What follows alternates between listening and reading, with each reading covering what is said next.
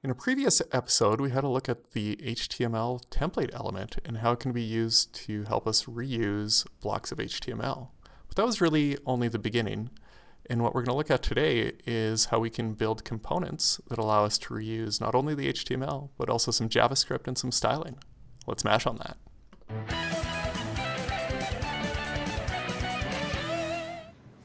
Hi everybody and welcome to another episode of the Asp.Net Monsters. In today's episode, we're going to take a closer, deeper dive. Is that a thing? You do a closer, deeper dive? I feel like Sure, I'm why mixing not? metaphors. One of those things anyway, into web components. So what do you got for us?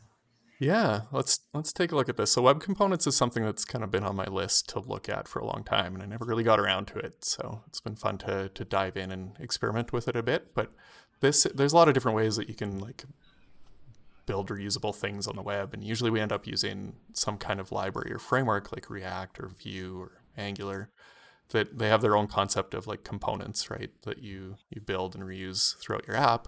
But there's also this concept of web components, which is not tied to a particular library. It's all just part of what is natively supported within the browser. So just a quick recap, I'll link to this in the show notes, but in the previous episode we talked about the template element, and what I was working on was trying to address a performance issue on our ASP.NET Monsters website, where we have a bunch of these YouTube embeds that end up making a lot of requests and affect the performance of the page in how long it takes to load.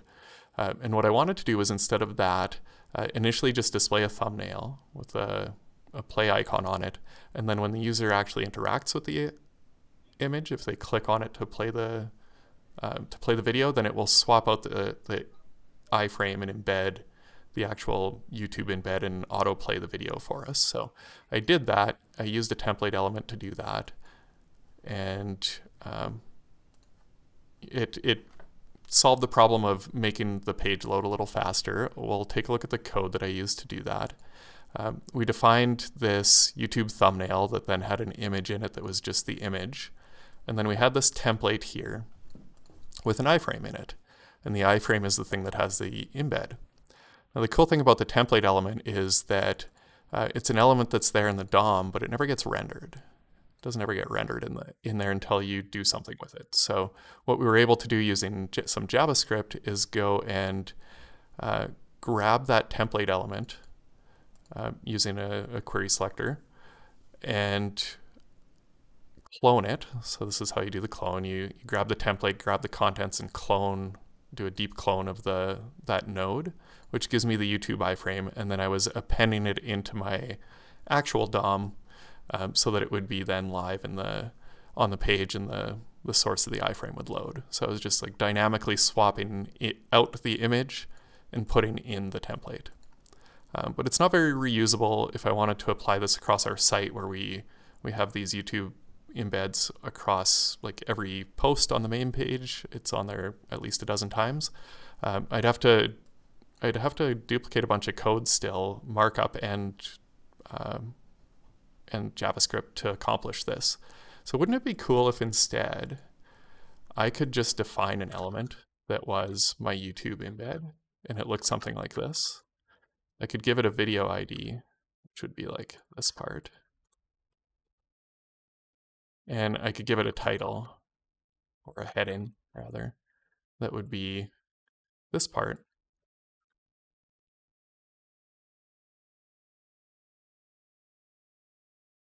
And then just tell the browser how to interpret that and what to do. That would be cool. It's a shame Wouldn't you it? can't do that.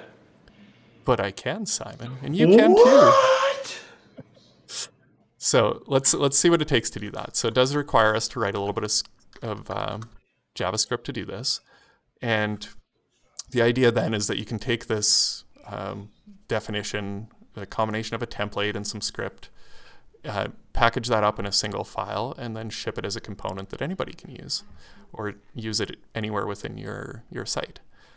So what we do is we define a class that represents that element, the YouTube embed element that I just defined there.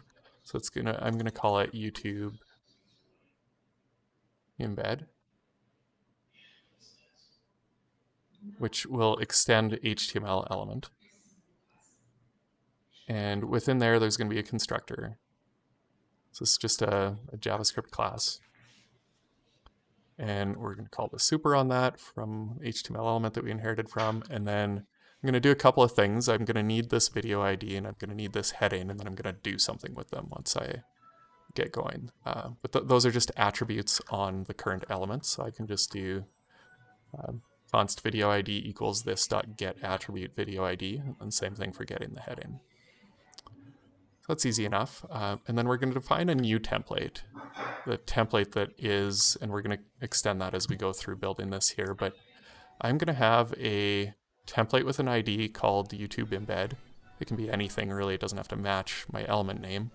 And then within there is going to be whatever HTML I want to render for this particular custom element that I'm defining. And then when it runs, I'm going to go and insert the alt here because I want to put this I want to put the heading in there, and then the ID I'm going to put into the source so that I get the correct image from YouTube to render the thumbnail. So that's easy enough. We kind of did a little bit of this kind of work earlier, but I'm going to just copy some code because I don't want to type this in incorrectly, and we'll just talk through it. So first thing we're going to do is go and grab that template element, my YouTube embed. So I'm just getting it by ID from the DOM. And then I'm creating a shadow root. So we're using something called the shadow DOM here. We'll talk a little bit more about what that means in a minute, but let's see if we can make this work first. Then within that shadow root, I'm going to take the contents of my template and append them to the shadow root. So I'm taking my template, getting the contents and cloning it, and then appending that to the shadow root. That gives me the content which do I need it? Maybe I don't. I have a reference to it there, but I don't know if I actually need it. Next thing I want to do is I want to get that image so I can set the source and the alt on it. The way to do that is I'm just going to define const img equals shadow root.querySelector. And I know that my component here just has the one image in it, that template, so I'm just going to grab that one image using the tag querySelector. And then I just set attributes on it. So I'm going to do set attribute source. And the format of that is, if I look at my old example, it's just this with the ID embedded in there. So I can do some string interpolation to get that. And it would just be like so. And did I get the syntax right here? I think so. And then the other thing I was going to do is set the alt on it. So my alt text is going to be the heading that I grabbed from my heading attribute. So that defines the component and how it's going to render. We grab that piece, the template here, drop it into our shadow DOM, and then set the attributes. But we haven't actually told the browser yet what this element is here, the YouTube dash embed. And the way we do that is through something called the custom element, I want to say manager, no, registry.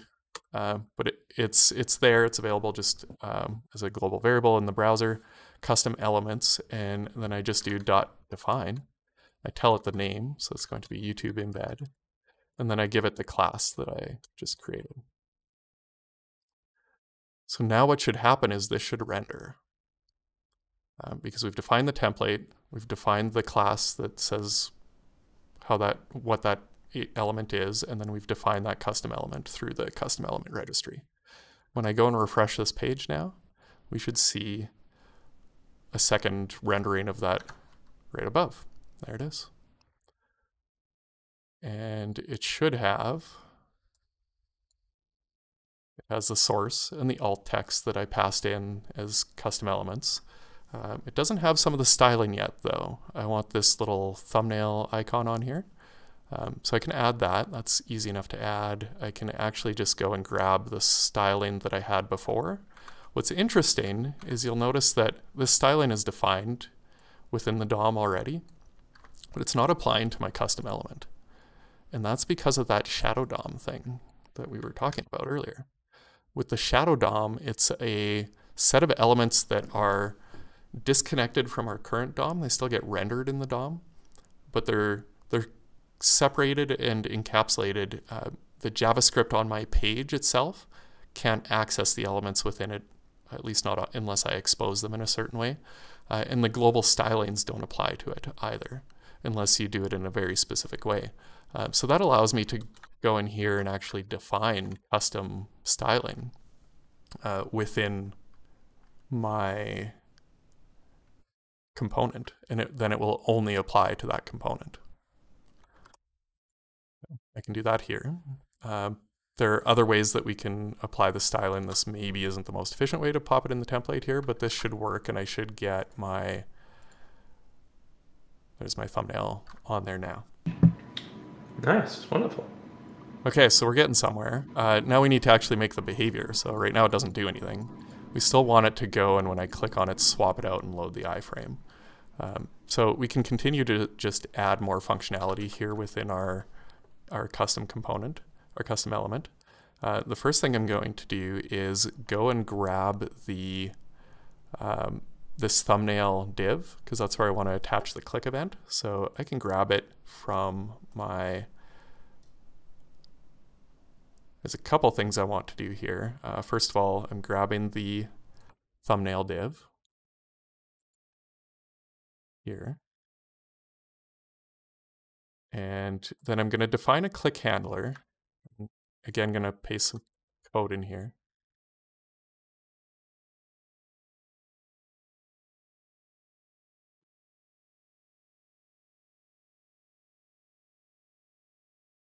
Okay.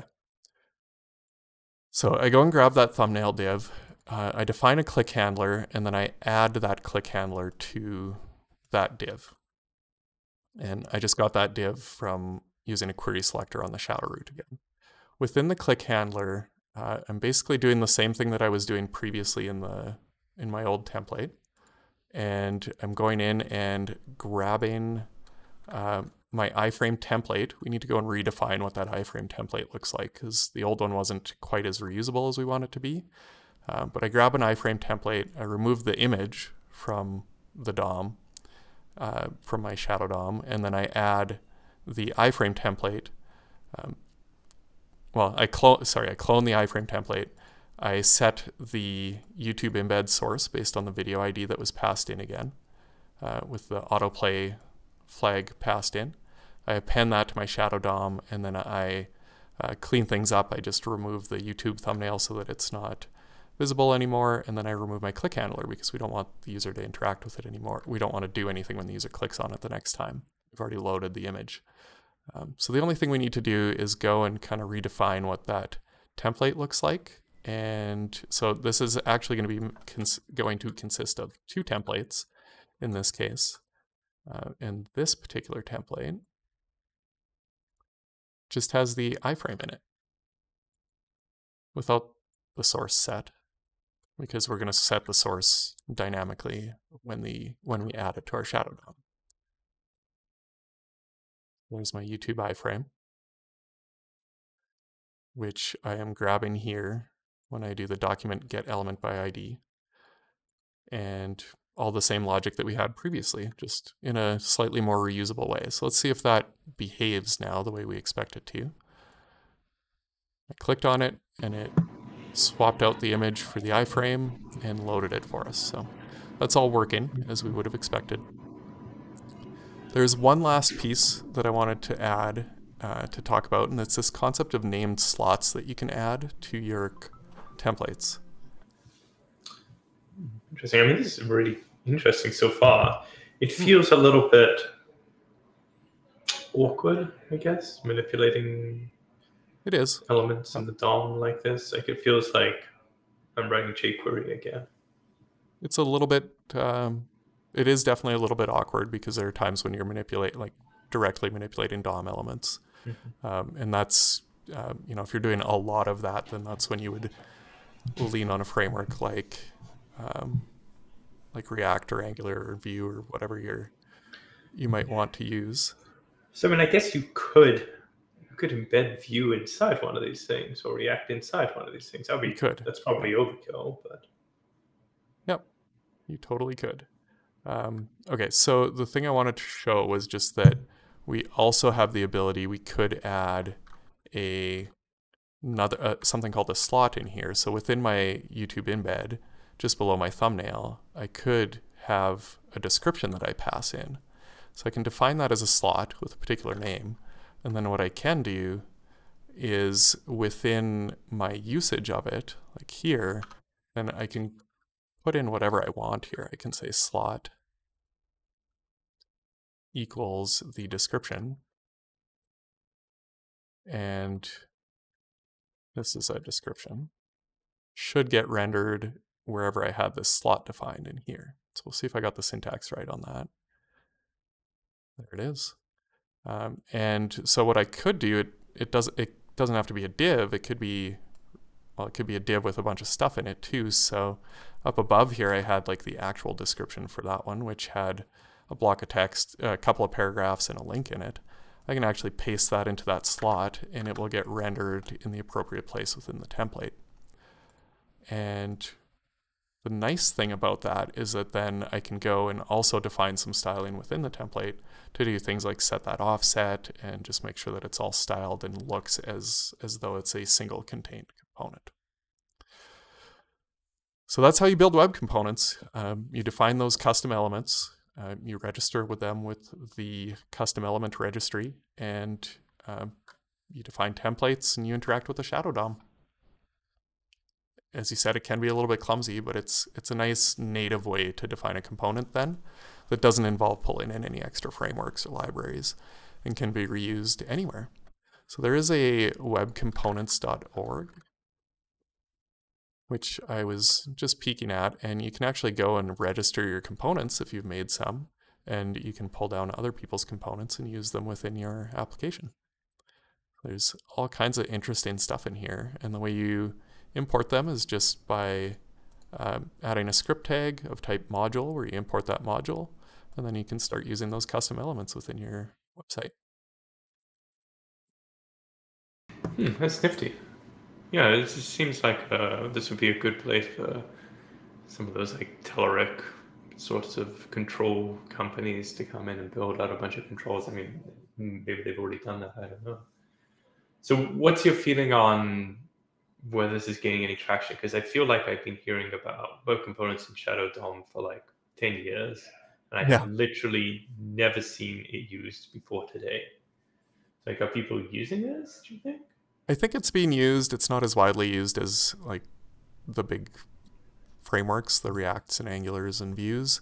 And that's more just because like if you're building a whole site and you need to, it just makes sense at that point to pull in a framework and use the opinions of that framework to make it more convenient to build these things. But I think there's a use case for like small reusable components that can be pulled into any site, regardless of what framework they happen to be or libraries they happen to be using, and without introducing any other dependencies.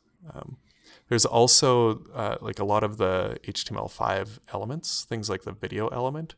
My understanding is they're actually built that way. Like they use the shadow DOM, and there's a reason why, like on your HTML5 video tag, that the play button doesn't get styled the way the rest of the buttons do on your page, that they're done in a consistent way that's however the browser decided it was going to be rendered.